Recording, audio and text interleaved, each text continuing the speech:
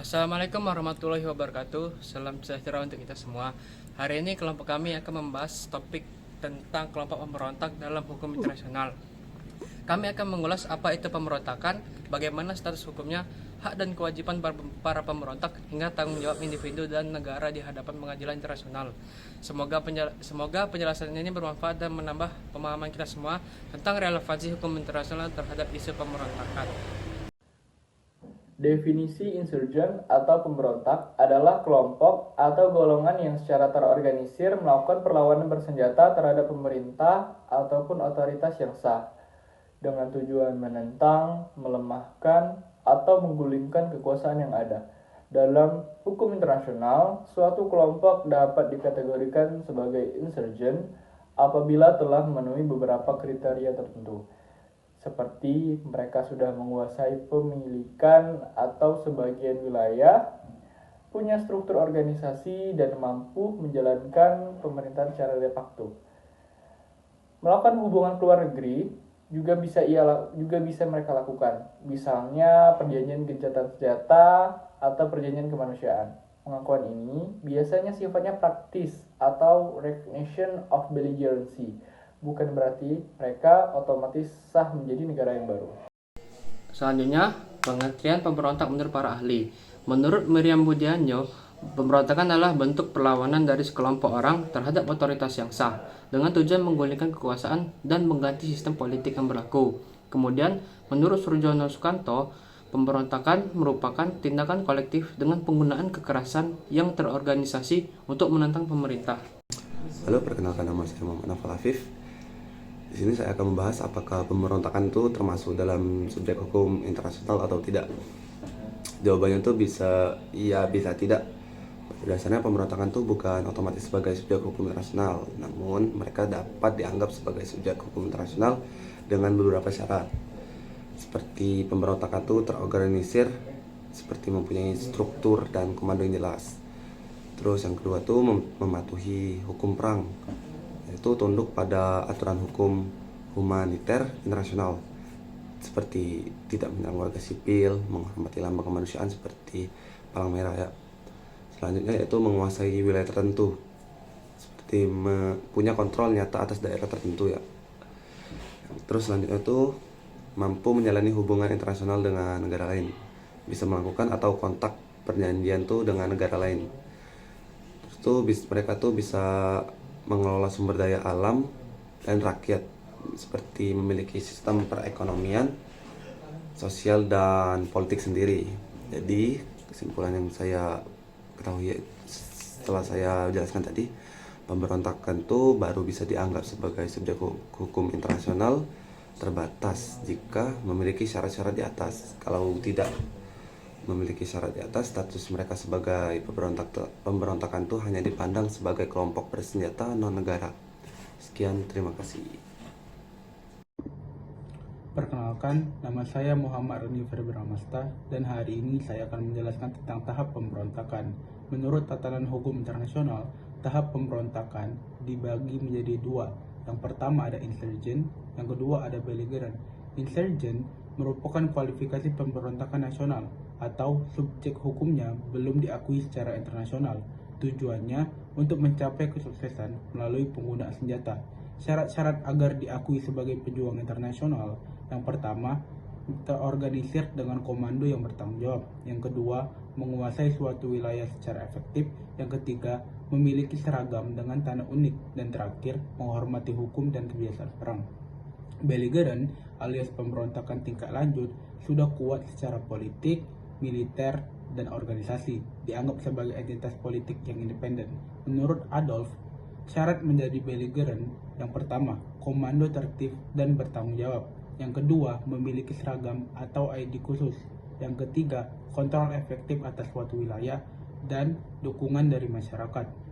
Tantangan yang dapat ditimbulkan belligerent dapat mengancam stabilitas internasional jika digunakan sembarangan untuk gerakan separatis. Menurut protokol tambahan kedua Konvensi Jenewa 1949, semua pihak dalam konflik bersenjata non-internasional, termasuk pemberontak, insurgen, dan belligerent, tetap wajib tunduk pada aturan hukum humaniter internasional. Selanjutnya, ada pengadilan internasional dan juga tanggung jawab dalam pemberontakan. Yang pertama, tanggung jawab individu atau individual criminal responsibility. Hukum internasional modern tidak hanya memberikan tanggung jawab kepada negara, tetapi juga individu yang terlibat dalam kejahatan serius, seperti pemimpin keberontakan, komandan militer, maupun anggota kelompok bersenjata yang bisa dimintai pertanggungjawaban jika mereka melakukan kejahatan perang, kejahatan terhadap kemanusiaan, atau bahkan genocide. Prinsip ini ditegaskan dalam Statuta Roma 1998 yang menjadi dasar berdirinya International Criminal Court atau yang kita sebut ICC. Yang kedua, ada kejahatan terhadap kemanusiaan atau crimes against humanity. Misalnya pembunuhan massal, penyiksaan, pemerkosaan sistematis, dan pengusiran paksa. Yang ketiga, ada genocide atau genosida. Jika pemberontakan melibatkan upaya sistematis memusnahkan suatu kelompok, etnis, agama, atau bangsa. ICC biasanya turun tangan jika negara tempat konflik tersebut tidak mau atau tidak mampu untuk mengadili pelaku di pengadilan nasional. Yang ketiga, pengadilan ad hoc dan hybrid courts. Selain ICC, Dewan Keamanan PBB dapat membentuk tribunal ad hoc seperti ICTY atau International Criminal Tribunal for the Former Yugoslavia untuk konflik di Balkan, dan juga ICTR, International Criminal Tribunal for Rwanda untuk genosida di Rwanda. Ada juga pengadilan hibrida atau hybrid courts yang dibentuk melalui kerjasama internasional dan juga domestik, misalnya Special Court for Sierra Leone atau SCSL untuk mengadili kejahatan dalam Perang Saudara Sierra Leone. Yang keempat, ada tanggung jawab negara. Walaupun fokusnya pada individu, negara juga bisa dimintai tanggung jawab jika terbukti mendukung pemberontakan di negara lain, misalnya dengan memberi senjata atau memberi dana, dan juga gagal melindungi warganya dari kejahatan berat yang dilakukan pemberontak. Namun, pembuktian tanggung jawab negara biasanya lebih kompleks karena terkait prinsip kedaulatan negara tersebut.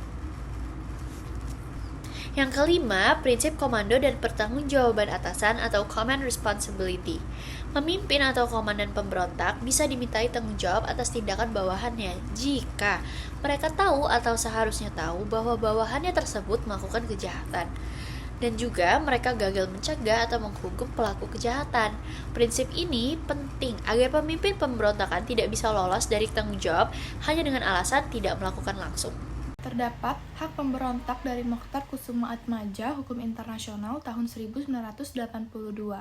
Pemberontak yang terlibat dalam konflik internal tidak otomatis diakui sebagai kombatan, namun jika konflik sudah mencapai tingkat konflik bersenjata non-internasional, mereka tetap memiliki hak-hak minimum kemanusiaan sesuai Konvensi Jenewa. Ada juga Jane Pictet, Commentary on Geneva Convention pada tahun 1960. Pemberontak berhak atas perlindungan dasar kemanusiaan, seperti larangan penyiksaan, perlakuan kejam, dan hak atas peradilan yang adil jika tertangkap. Yang terakhir, hak-hak pokok pemberontak menurut hukum humaniter internasional dan para ahli. Hak untuk diperlakukan secara manusiawi bila ditangkap, hak atas peradilan yang adil, hak tidak disiksa atau diperlakukan secara kejam, hak mendapatkan perlindungan bagi warga sipil yang tidak terlibat. Kewajiban pemberontak. Menurut Uhlaw Aldov dalam bukunya yang berjudul Hukum Humaniter Internasional tahun 2002, pemberontak tetap terikat kewajiban terhadap hukum perang, termasuk melindungi warga sipil dan tidak melakukan tindakan brutal pada saat pemberontakan. Berikutnya, menurut Oppenheim dalam International Law 1955, meskipun status hukum berbeda dengan tentara biasa, tentara resmi, pemberontak wajib menghormati hukum perang, misalnya tidak menyerang rumah sakit, tenaga medis, dan fasilitas sipil, dan tidak melakukan pembantaian atau kekejaman yang berlebihan, dan menghormati lambang-lambang kemanusiaan seperti palang merah dan lain-lain. Kewajiban pokok pemberontak yaitu tidak menyiksa atau membunuh tawanan, tidak menyerang warga sipil, menghormati hukum perang dan asas-asas kemanusiaan, serta mematuhi aturan pertempuran yang diakui oleh dunia internasional. Penyelesaian sengketa. Penyelesaian sengketa ini ada 8 jenis. Yang pertama, negosiasi. Negosiasi hingga kini masih menjadi cara yang menjembatani diskusi antar negara-negara yang memiliki sengketa internasional. Meski metode ini tergolong tradisional, tetapi masih tetap efektif. Yang kedua adalah mediasi. Mediasi hampir mirip dengan negosiasi. Perbedaannya, dalam mediasi ada keterlibatan dari pihak ketiga yang berperan sebagai perantara untuk mempertemukan pihak-pihak yang bersengketa. Yang ketiga adalah jasa baik. Jasa-jasa baik atau good office adalah tindakan dari pihak ketiga yang mendorong perundingan atau memfasilitasi penyelenggaraan tanpa berperan aktif di pembahasan masalah sengketa. Yang keempat ada konsiliasi. Konsiliasi ini memiliki dua arti. Pertama, konsiliasi merupakan metode penyelesaian sengketa secara damai melalui perantara negara lain atau badan penyelidikan dan komite yang tertentu yang dinilai tidak berpihak kepada salah satu yang bersengketa. Perkenalkan, nama saya Dimas Pandu Prawira. Di sini saya akan menjelaskan tentang penyelesaian sengketa internasional. Penyelesaian sengketa internasional secara damai menjadi langkah utama yang harus diupayakan. Menurut J.G. Strait dalam Pengantar Hukum Internasional 2007, menjelaskan ada 6 cara. Yang pertama, ada negosiasi. Negosiasi hingga kini masih menjadi cara untuk menjembatani diskusi antar negara yang terlibat dalam sengketa internasional. Meski ini tergolong metode tradisional, namun negosiasi tetap efektif. Yang kedua, ada mediasi. Mediasi mirip dengan negosiasi. Perbedaannya, dalam mediasi ada keterlibatan pihak ketiga yang berperan sebagai perantara yang mempertemukan pihak-pihak yang bersengketa. Yang ketiga, ada jasa-jasa baik atau good office. Jasa-jasa baik adalah tindakan pihak ketiga yang berusaha mendorong perundingan atau memfasilitasi penyelenggaranya tanpa berperan aktif di pembahasan masalah sengketa. Yang keempat adalah konsiliasi. Konsiliasi memiliki dua arti. Yang pertama, konsiliasi merupakan metode penyelesaian sengketa secara damai melalui perantara negara lain atau badan penyelidikan dan komite tertentu yang dinilai tidak berpihak kepada salah satu yang bersengketa. Yang kelima, ada penyelidikan atau pencarian fakta atau inquiry. Penyelidikan berfokus pada tujuan pencarian fakta. Metode ini berupa penyelidikan secara khusus untuk pengumpulan bukti dan permasalahan yang dianggap menjadi pangkal sengketa. Keenam, penyelesaian di bawah organisasi PBB. Pasal 1 Piagam PBB menyebutkan, di antara tujuan pembentukan PBB adalah untuk memelihara perdamaian dan keamanan internasional. Tujuan ini erat dikaitannya dengan upaya penyelesaian sengketa internasional secara damai. Sekian, terima kasih. Kewajiban pemberontak. Huala Adolf, Hukum Humaniter Internasional 2002. Pemberontak tetap terikat kewajiban hukum perang, termasuk melindungi warga sipil dan tidak melakukan tindak brutal. Oppenheim, International Law 1955. Meskipun status hukumnya berbeda dengan tentara resmi, pemberontak wajib menghormati hukum perang. Misalnya tidak menyerang rumah sakit, tenaga medis, fasilitas sipil, tidak melakukan pembantaian atau kekejaman berlebihan, menghormati lambang-lambang kemanusiaan, palang merah dan lain-lain. Kewajiban pokok pemberontak: tidak menyiksa dan membunuh tawanan, tidak menyerang warga sipil, menghormati hukum perang dan asas-asas kemanusiaan, mematuhi aturan pertempuran yang diakui dunia internasional. Konflik bersenjata non-internasional, pemberontakan FARC di Kolombia. Kelompok pemberontak bersenjata melawan pemerintah Kolombia selama puluhan tahun yang dimulai pada tahun 1964, bertujuan untuk perubahan sosial ekonomi dan anti-dominasi elit plus militerisasi. Status hukum FARC adalah, meskipun FARC bukan negara atau organisasi internasional, mereka diakui memiliki kapasitas hukum terbatas sebagai subjek hukum internasional dalam konteks tertentu, seperti penerapan hukum humaniter internasional kepada kelompok bersenjata non-negara. Kewajiban untuk menghormati hukum perang termasuk pelakuan terhadap tawanan dan warga sipil, kemungkinan menjadi pihak dalam perjanjian damai, seperti yang terjadi pada perjanjian damai 2016 antara FARC dan pemerintah Kolombia, yang ditengahi oleh organisasi internasional seperti PBB dan negara ketiga. Relevansi dalam hukum internasional, yaitu konflik antara FARC dan pemerintah Kolombia dikategorikan sebagai konflik bersenjata non-internasional. Di bawah hukum humaniter internasional, khususnya pada pasal 3 bersama Konvensi Jenewa 1949 dan Protokol Tambahan 2 tahun 1977. Nama saya Firaliza Ramadona dengan NIM 02-011-38-24-29-349 akan menjelaskan materi tentang dinamika hukum dan politik dalam pemberontakan sebagai subjek hukum internasional. Pemberontak punya status hukum terbatas dalam hukum internasional. Walau tidak diakui penuh seperti negara, mereka bisa punya peran penting di konflik bersenjata. Status ini bisa berkembang lewat proses damai atau tekanan politik internasional. Di sini ada dua aspek. Yang pertama, aspek hukum, dan yang kedua ada aspek politik. Aspek hukum dibagi menjadi yang pertama ada status hukum.